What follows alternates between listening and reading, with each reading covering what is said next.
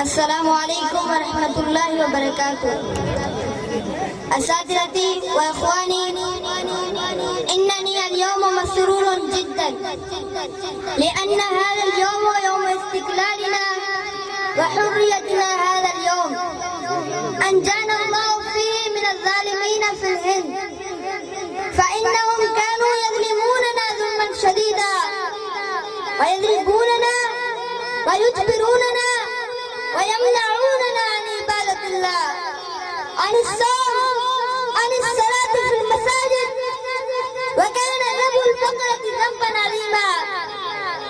إخواني، كانوا قد حرموا علينا الحياة، ففي هذه الأحوال قام رجال العلماء يريدون النصيحة للأمة المسلمة المظلومة المسكينة، وقالوا إن المسلمين والهندوس لا يمكن الاجتماع بينهما، فإن لهم دين ولنا دينا، لهم أصول ولنا أصولنا، وطريقتهم واحدة وطريقتنا أخرى، فلا بد لأحدهما أن يفارق الآخر.